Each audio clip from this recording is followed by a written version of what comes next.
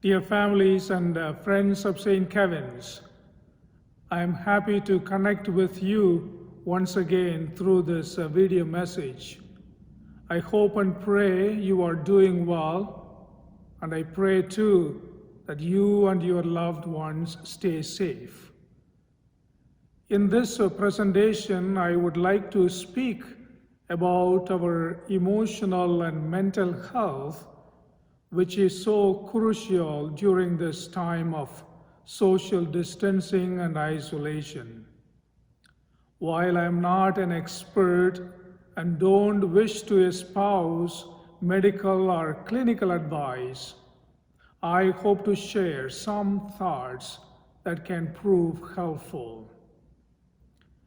In my last video on hope, I had mentioned that as human beings, we are most fully ourselves when we are outward focused, when we love others, when we reach out to others. In this video message, however, I want to focus on the importance of reaching inward and looking after our emotional and mental well-being. In the last several weeks and months, there has been a lot of focus in the media, both in mainstream media and social media, on emotional and mental health during this pandemic. While these are important in normal times, they are equally, if not more important, during our current state of affairs. A few days ago, I was reading the local newspaper as I do every morning. In the newspaper, there is a section where readers seek advice from an expert, mostly on relationship issues. That morning, one of the readers' question resonated well with what I wanted to share with you. The reader wrote, and I quote, "I woke up today with a heavy soul. I felt so blue, like I have been wounded inside, and so low. I started crying and did not even know why. Yet I do know that my immediate family is fortunate. We are all healthy and isolating as directed, and we are fine with each other's company. I know I should be grateful and strong, but I just felt leaden.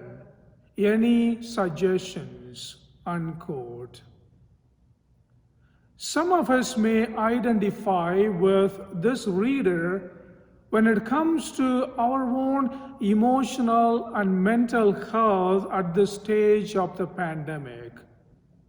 When the COVID-19 virus was discovered in Canada almost a year ago, in the first few months, we were all busy channeling our resources and energy to adapting to the sudden changes in our day-to-day lives.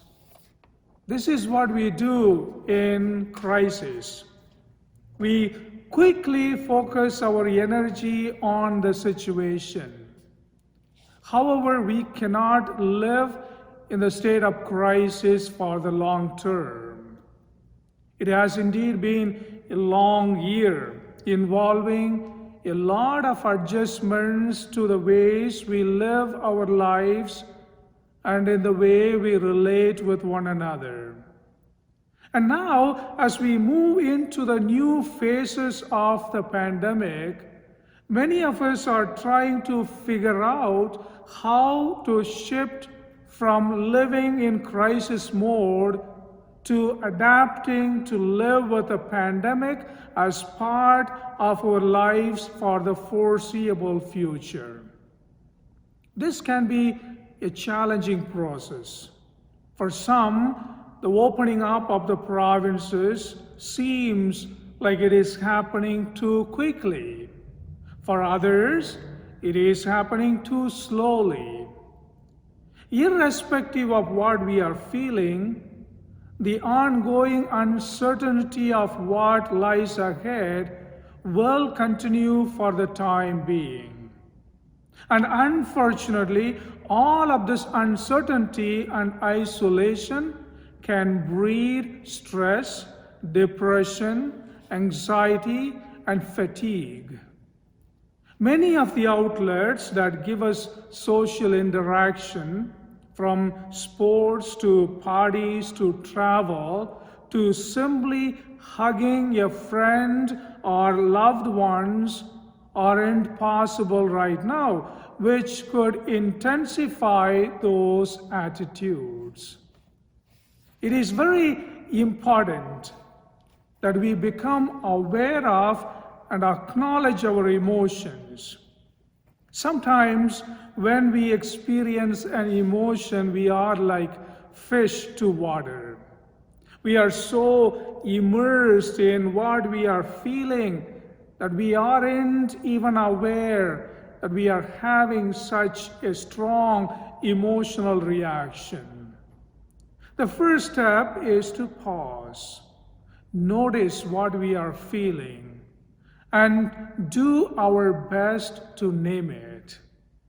When we stop and become aware of our emotions, we can better control our response to them. Many of us have a tendency to say things like, it could be worse, or it is not that bad.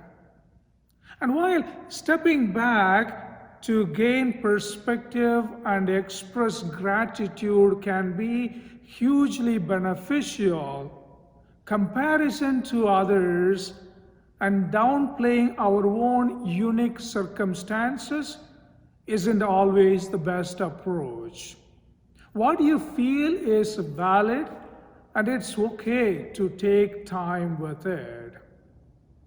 There is also a tendency in many of us, including myself, to unleash our frustrations and anger on others, especially towards those we love the most or those who truly haven't done anything to harm us.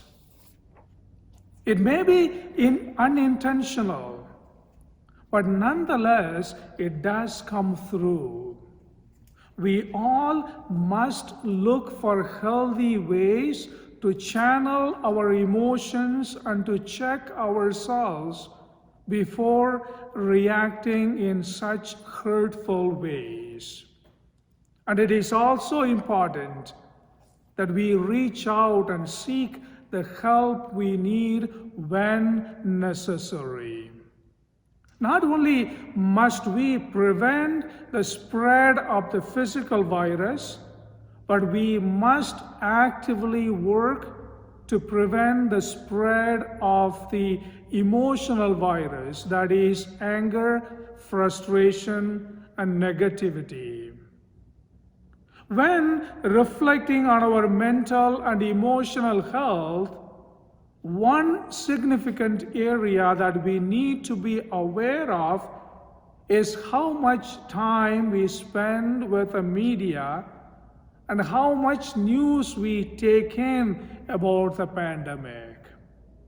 While it is important to stay informed of the current situation as responsible citizens, sometimes taking in too much media can be overwhelming, taxing, and draining. I was quite surprised to read that the negative impact of media in times of crisis is not only immediate, but it can also have long-term implications. Apparently, it can affect one's mental and emotional health even after 3 or 4 years. So, put boundaries around how much information you watch or read. And please, Don't forward news stories to family and friends without first checking if they are true, are useful, and wanted. A few weeks ago, in one of the WhatsApp groups that I am part of, the news story was forwarded that was not true. What bothered me was that the same story was forwarded in the same group 3 years ago, and someone had pointed out then that it is not true.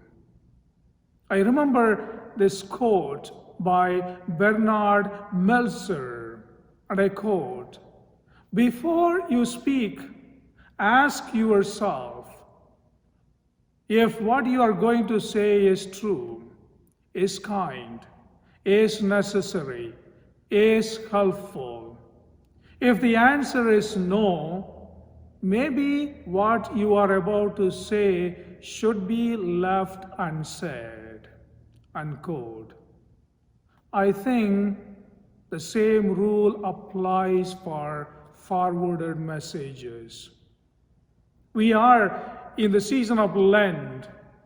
Not only is Lent an opportune time to reflect on our spiritual well-being, but it is also an appropriate time to examine our emotional and mental health.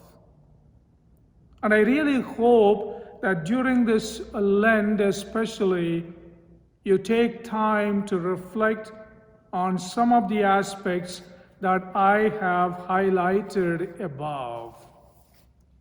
Another essential aspect of taking care of our mental and emotional health is self-care. In my next video presentation, I will outline some of the important practices of self-care. Be well, be safe. God bless you.